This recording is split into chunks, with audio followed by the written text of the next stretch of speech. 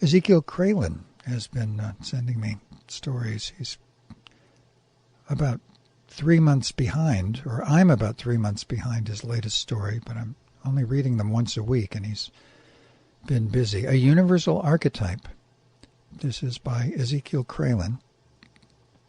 And it begins with email posts from December 20th to the 22nd. Yeah, that's a little bit behind. Re the Friendly Firemen and Deke's late meetup date. December 20th. Watson wrote, sounds like a pretty good meetup all in all. I replied, yes. Things are going much better over the past several weeks. Far less extreme and prolonged hissy fits than previous episodes, but also camping out in the Castro is nigh impossible. So he doesn't drop over for long spells anymore. Watson wrote, but the sheer unadulterated chutzpah of him and asking to come up for a visit.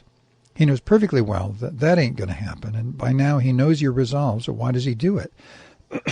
I replied, testing my fortitude, I suppose. Maybe it's become a standing joke in his mind's eye. Around 2 weeks ago, he also begged to visit. 2 years, he exclaimed. It's been 2 fucking years since I've been upstairs. As if such a guilt trip would weaken my resistance. He also said then, you don't know this, but I have a couple other friends who live here, and I visit them. I just ignored that because it's not worth the bother. He's a trickster's bag of lies, but I deal with it like a boss. Used to twist my stomach into knots, wave after wave of angst. So that's the lesson. I no longer am the least bit fazed over his hateful accusations, and as I've grown increasingly calm over such eruptions, he's become more acceptingly placid in return. Watson wrote, oh, you know what? There's a big spider over here, and Juanita hates them, and I'm going to go get a plastic cup, catch the spider in the cup, and take it outside. So a little music. I'll be back in a minute.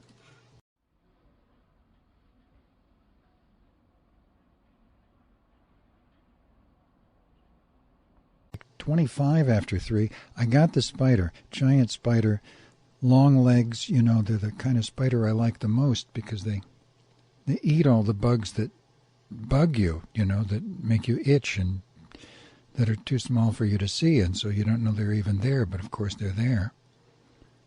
They don't do any harm, but she just doesn't like them. They give her nightmares. Anyway, I got it in the cup and put a card over the bottom of the cup and took it outside and put it in the plants out there. Where was I?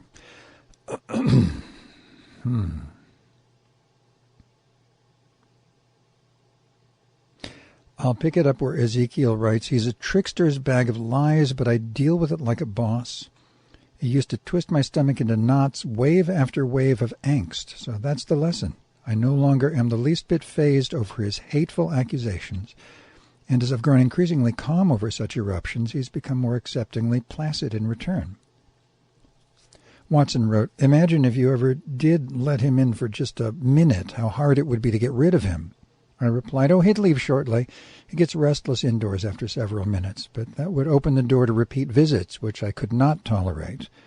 And he's likely to pilfer stuff from my room when I'm not looking or step out to use the restroom. His mood swings are unpredictable, and I certainly can't afford his temper tantrums under my own roof. There's also the matter of leaving the pups outside, which I would never allow. Watson wrote, as for the firemen, I'm wild with curiosity. Did it have something to do with your building in particular, or was it, as you said, just that your building is a good example? I have no idea what all that brouhaha was about, but I enjoyed the exchange of goodwill, being the one to let them inside, and the friendly banter.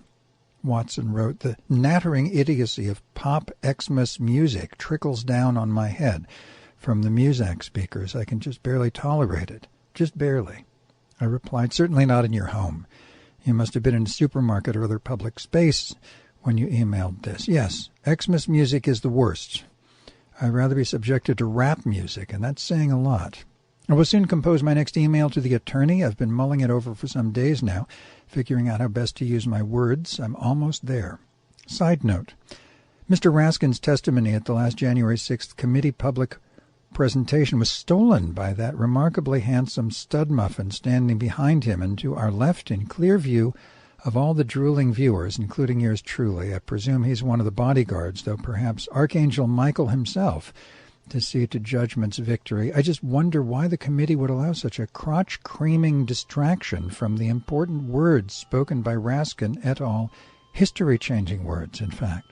I should have mentioned something obvious to me, but foolishly assumed it was obvious to everyone else, in that the dapper bodyguard possesses all the attributes of the avenging angel archetype: noble brow, castigating frown towards blatant evil, tall and chisel-faced, superb physique. All he lacks are wings and a flaming sword. In light of the somber reckoning, re the January 6th hearings, I find it stunningly synchronistic that an archetypal angel of righteousness should appear in the mix, like in so many iconic religious paintings, especially Catholic, but also in Buddhism, Greek mythology, and other belief systems. A deity of righting wrongs stands in the background of justice delivered. As Carl Jung would say, it's a universal archetype. Re the friendly firemen in Deke's late meetup, date December 21st, morning. Watson wrote, yes, in the store, not here. I replied, well, you scared me for a moment. Watson wrote, I do enjoy a good rousing Handel's Messiah, though. I replied, most so-called Xmas music isn't in that league. They couldn't even touch Handel's Poop, though I'm sure if any is still around, it's petrified. Watson wrote, not bad, though Jamie himself is sexy in a complete different way. His brains, his nobility, his courage. I replied, his beefy dossier. Loves me some beefy dossier. Re the friendly firemen in Deke's late meetup, date December 21st afternoon. Watson wrote, oh, Carl was the man. I replied, he saved my sanity with his theory of archetypes and his dissertation on how schizophrenia is the creative force unleashed and wild that one could learn to harness and stabilize and turn all demonic archetypes dwelling in one's mind into BFFs. Worked for me, in spades. In short, the devil made me do it, or at least got me there. Jung described his struggle to break through these internal churning forces as the heroic journey. How right he was. Studying cultural anthropology also broadened my consciousness, especially those worldviews from the Asian mindset, Native American lore, and other shamanic sources, thus my love for mythology and fairy tales, which spirits have always been with me since early childhood, in spite of the lowbrow family I was hobbled with, or because of it.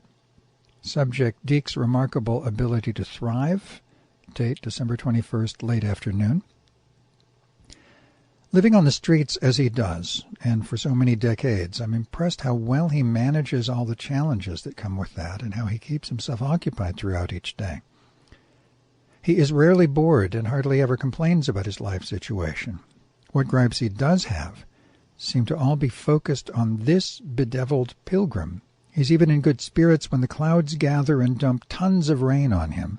This is no ordinary fellow, and is one good example of why I've concluded there are shamans among the homeless, for he is not the only long-term vagrant I know who is usually of good cheer.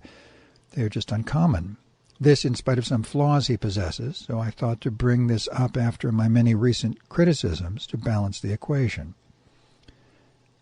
Read Deke's remarkable ability to thrive, December 21, nighttime. Watson wrote, I give him a ton of credit, but it riles me when he's abusive to you. I myself have been kicked in the teeth over and over and over by people I've done handstands and backbends to help, so I resonate with that, and not in a good way.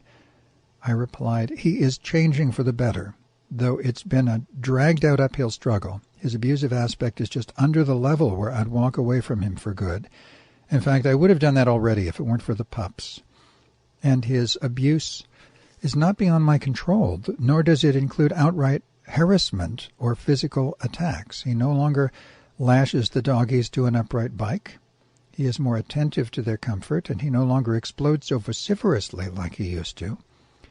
Again, my love for the hounds has given me the strength to tackle Deke's devils and successfully subdue them. This is all going to pay off in a stellar fashion. I don't feel the least bit bad for our ridiculous meetup today. I feel joyful, in fact, in spite of that, because I know I'm doing the right things, handling these clashes with aplomb.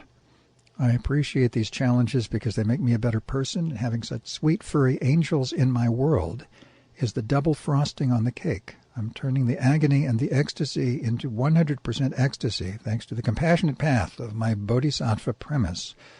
Now I'm going to kick back and enjoy a dish of M&Ms while watching a horror spoof movie I just discovered today and downloaded. It's called The Werewolf Within. Pleasant dreams to you and your delightful quadruped companions, and the one biped hanging out there too. Subject: Deke in a Santa's elf cap, December 22nd.